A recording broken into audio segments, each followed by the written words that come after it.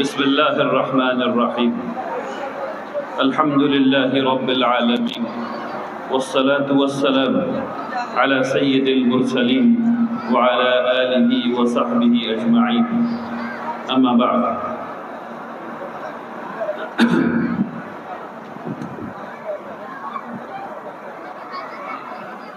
اللہ کا شکر ہے، اللہ کا احسان ہے کہ اللہ تبارک تعالیٰ نے جیسے افراد کا گادھا عطا فرمایا ہے جس کے سہارے ہم لوگ بہت سے کام کر لیتے ہیں۔ سبحان اللہ و بحمدہ، سبحان اللہ العظیم۔ اللہ کے شکر کے بعد میں شکریہ ادا کرنا چاہتا ہوں جناب محترم شاہد صدیقی صاحب کا، جناب ڈاکٹر پروفیسر شبیر حسن صاحب کا، ہمارے شہر کی میئر محترمہ کمکم دیوی صاحبہ کا، ہمارے شہر کے ڈپٹی میئر جناب خالد صاحب کا، جناب ڈاکٹر ہرش وردھن صاحب کا، جناب ظفر صاحب کا، آپ تمام حضرات کا، پورے منگیر شہر کا جس نے اپنی محبت اس طرح ظاہر کی ہے۔ بارک اللہ فیکم، بارک اللہ فیکم جمیعا۔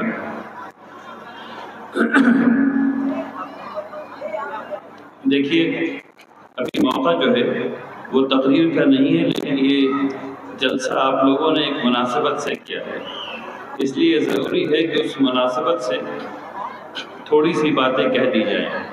لیکن مشکل یہ ہے کہ یہاں پہ بہت سے لوگ کھڑے ہوئے ہیں، اس لیے پیچھے لوگوں کو نہیں دکھ رہا، اس لیے وہ بھی کھڑے ہو رہے ہیں۔ جتنے لوگ اگر بیٹھ جائیں تو بہت زیادہ اچھا ہو جائے گا۔ آپ حضرات جو بیٹھ سکتے ہیں، جہاں بیٹھ سکتے ہیں بیٹھ جائیں۔ بس چند منٹ میں اپنی بات کروں گا، انشاءاللہ رات بہت ہو گئی ہے۔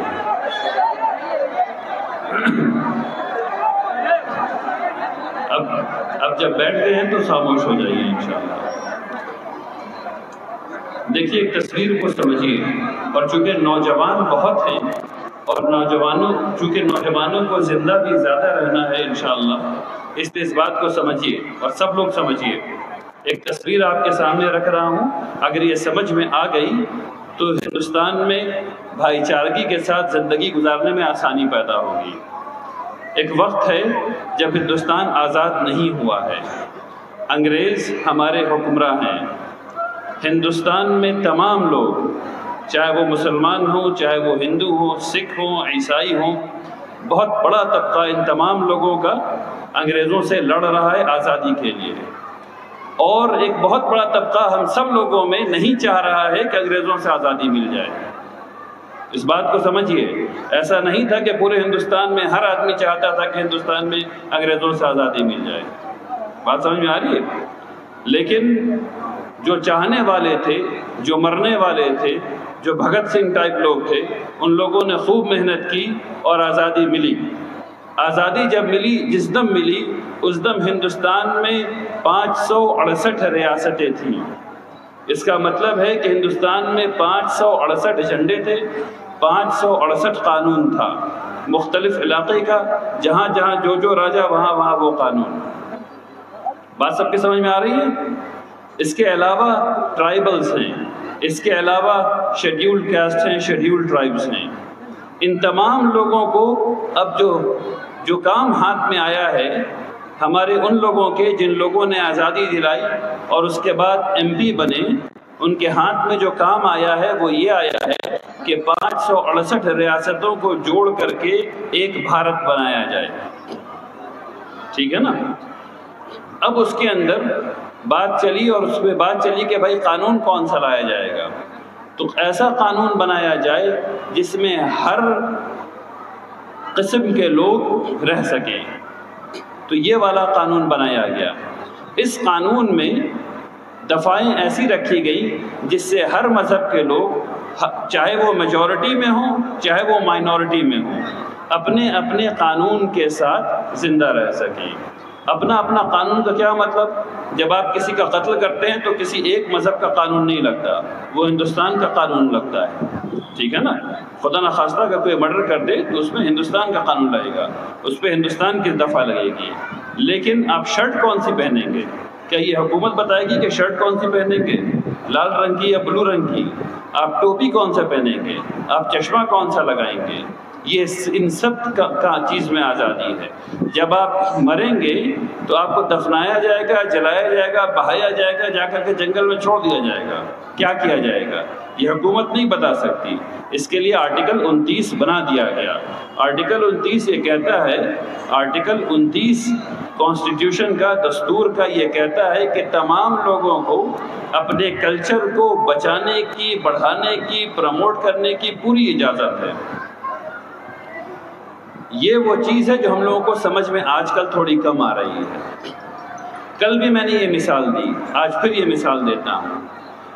آپ جتنے لوگوں نے ریت سے کھیلا ہے، آپ سب لوگ جانتے ہیں کہ زیادہ سے زیادہ ریت آپ کے ہاتھ میں، زیادہ سے زیادہ ریت آپ کے ہاتھ میں اسی وقت رہ سکتی ہے جب آپ کا ہاتھ کھلا ہوا ہو اور ایسے ہو۔ جیسے جیسے آپ اس کو مٹھی بند کرتے جائیں گے، ریت آپ کے ہاتھ سے نکلتی چلی جائے گی۔ یہ وہ چیز ہے جو آرٹیکل 29 ہے۔ آرٹیکل 29 حکومت کے ہاتھ کو ایسا رکھتی ہے۔ اور اس کے بعد کیا ہوا، بات سمجھیے، بہت اہم بات کہہ رہا ہوں۔ اگر یہ سمجھ میں آ گئی تو ہم سب لوگ اطمینان کے ساتھ، پیار کے ساتھ، محبت کے ساتھ ہندوستان میں رہ سکیں گے۔ بات کو سمجھیے۔ اس کے بعد ایک اور آرٹیکل بنایا گیا جب ہندوستان کا تصور پیش کیا گیا کہ آنے والے وقت میں بھارت کیسا دکھے گا، تو اس کے لیے ڈائریکٹیو پرنسپلز بنائے گئے۔ ڈائریکٹیو پرنسپلز میں یہ لکھا گیا کہ شراب نہیں پی جائے گی، بھارت میں شراب نہیں پی جائے گی۔ ڈائریکٹیو پرنسپلز میں یہ لکھا گیا کہ تمام لوگوں کو جتنا بھی جو پیسہ ہے بھارت کا، وہ تمام لوگوں میں برابر بٹے گا۔ ٹھیک ہے نا، یہ ڈائریکٹیو پرنسپلز میں لکھا گیا۔ اسی میں لکھتے لکھتے یہ بھی لکھا گیا کہ تمام لوگوں کے یونیفارم سول کوڈ حکومت لانے کی کوشش کرے گی۔ اس پر خوب بحث ہوئی، اس پر خوب بحث ہوئی۔ تو ڈاکٹر امبیڈکر نے یہ کہا، ایم پی تیار نہیں تھے اس کے لیے، خوب بحث ہوئی۔ تو ڈاکٹر امبیڈکر نے اس میں لکھا کہ بھائی، ہم تو صرف حکومت کو یہ حق دے رہے ہیں کہ حکومت یہ کر سکے، ہم صرف حکومت کو یہ حق دے رہے ہیں۔ کوئی بھی پارلیمنٹیرین دماغ سے اتنا خالی تھوڑی ہے کہ کوئی ایسا لا لے آئے گا، پرسنل لا سے چھیڑ چھاڑ کر دے گا جس سے بھارت میں رہنے والوں کے دل دکھ جائیں اور وہ الگ الگ چیز مانگنے لگیں۔ یہ ڈاکٹر امبیڈکر نے کہا تھا۔ حالانکہ ان کی دلیل میں یہ کہہ سکتا ہوں کہ غلط ہے۔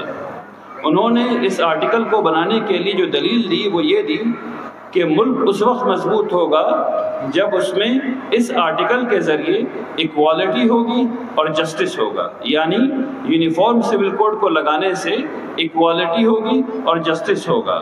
یہ بات اپنے آپ میں غلط ہے۔ اس کی کیسے غلط ہے میں ثابت کر دیتا ہوں۔ ان کا کہنا تھا ایسا کہ اگر ایسا ہوگا تو ملک مضبوط ہوگا۔ ابھی دنیا کے سب سے مضبوط ملک میں ایک ملک کا نام ہے امریکہ، اس میں 50 اسٹیٹ ہے۔ 50 اسٹیٹ میں 50 قانون ہیں۔ ہر ملک، ہر اسٹیٹ کا جھنڈا الگ، ہر اسٹیٹ کا کانسٹیٹیوشن الگ۔ ایک اسٹیٹ میں 14 سال کی عمر میں لڑکی شادی کر سکتی ہے، ایک اسٹیٹ میں 16 سال کی عمر میں لڑکی شادی کر سکتی ہے، ایک میں 18 میں کر سکتی ہے۔ ٹھیک ہے نا؟ اس کے باوجود وہ ملک دنیا کے سب سے مضبوط ملک میں ہے آج۔ سب سے زیادہ ریسرچ پروڈکٹ وہیں سے آتا ہے۔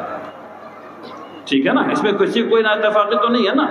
اور وہ اتنے ڈھیر سارے کانسٹیٹیوشن کے باوجود، صرف پرسنل لا نہیں، وہ کیسے چلے گا، اس کی اکانومی کیسے کام کرے گی، اس کا دوسرے اسٹیٹ سے معاہدہ کیسے ہوگا۔ میں آپ کو یہ مثال دے دوں کہ وہاں کچھ اسٹیٹ ایسے ہیں کہ وہاں اس اسٹیٹ سے اس اسٹیٹ میں اگر سیب آپ لے کر کے آ رہے ہیں تو سیب نہیں لا سکتے۔ ایک ہی ملک میں اگر آپ اسٹیٹ کراس کر رہے ہیں اور آپ کے جھولی میں سیب ہے تو آپ سیب نہیں لا سکتے اس اسٹیٹ سے اس اسٹیٹ میں۔ ٹھیک ہے نا؟ ان سب کے باوجود دنیا کا سب سے مضبوط ترین ملک میں سے ایک ہے۔ تو یہ بات غلط ہے کہ اگر آپ پرسنل لا سے چھیڑ چھاڑ کریں گے تو ملک مضبوط ہوگا۔ اس کا الٹا ہوگا، اس کا الٹا ضرور ہوگا۔ تھوڑی دیر کے لیے سوچئے، اگر یونیفارم سول کوڈ بنا اور سارے لوگوں کو یہ کہہ دیا گیا کہ آپ کو اپنے مردے کو دفن کرنا ہے تو کیا ہوگا؟ ہمارے ہندو بھائیوں کے ساتھ کیا ہوگا؟ ان کو کیسا محسوس کرنا چاہیے، اچھا یا خراب؟ تھوڑی دیر کے لیے مان لیجئے کہ ایسا کہہ دیا جائے کہ تمام مسلمان صرف بلو کرتا پہنیں گے، یا تمام ہندوستان میں لوگ کوئی اور چیز نہیں پہنیں گے، صرف بلو کرتا پہنیں گے، تو تمام لوگوں کو کیسا محسوس ہونا چاہیے، اچھا یا برا؟ تو پرسنل لاز جو ہیں، جو پرسنل ہیبٹ ہے، جو کلچر ہے، اس کو چھیڑ چھاڑ نہیں کرنا چاہیے۔ آل انڈیا مسلم پرسنل لا بورڈ ہندوستان کو ایک رکھنے والی آرگنائزیشن ہے۔ کیسے؟ وہ قانون کو بچانے والی آرگنائزیشن ہے۔ وہ کہتی ہے کہ ہندوستان کو ایک رکھو۔ کیسے رکھو؟ کانسٹیٹیوشن کو بچا کر کے رکھو، فنڈامنٹل رائٹ کو بچا کر کے رکھو، ہمارے جو بنیادی حقوق ہیں ان کا تحفظ کر کے رکھو۔ یہ حکومت سے لڑنے کی بات نہیں ہے، یہ حکومت کو بتانے کی بات ہے کہ ایسا کرو گے تو سب لوگ خوش رہیں گے، اطمینان سے رہیں گے، ملک آگے بڑھے گا۔ آل انڈیا مسلم پرسنل لا بورڈ کا مقصد یہ ہے کہ ملک آگے بڑھے۔ کیسے آگے بڑھے؟ اطمینان سے آگے بڑھے، اچھائی سے آگے بڑھے، پیار اور محبت سے آگے بڑھے۔ کیسے بڑھے گا؟ وہ پیار محبت آئے گی کیسے؟ اس وقت آئے گی جب فنڈامنٹل رائٹس جو ہیں، جو بنیادی حقوق ہیں، وہ سب کو برابر ملیں گے۔ بات سب کے سمجھ میں آ گئی؟ ہاں یا نہیں؟ یا کچھ زیادہ اونچی بات ہو گئی؟ سب کی سمجھ میں آ گئی نا بھائی؟ ٹھیک ہے، الحمدللہ رب العالمین۔ آج کے لیے اتنا ہی، انشاءاللہ رات بہت ہو گئی ہے، پھر کسی اور وقت میں بات کروں گا۔ پھر سے آپ سب حضرات کا بہت بہت شکریہ۔ آپ لوگ اتنی رات تک یہاں بیٹھے رہے اور اتنی محبت سے یہاں آئے۔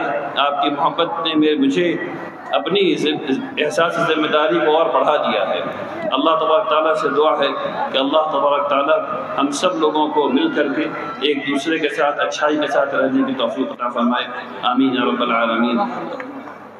اچھا ابھی سب لوگ دعا کر لیں کہ اللہ تبارک تعالیٰ سب لوگوں کو اچھائی کے ساتھ ایک دوسرے کے ساتھ رکھے۔ بسم اللہ الرحمن الرحیم۔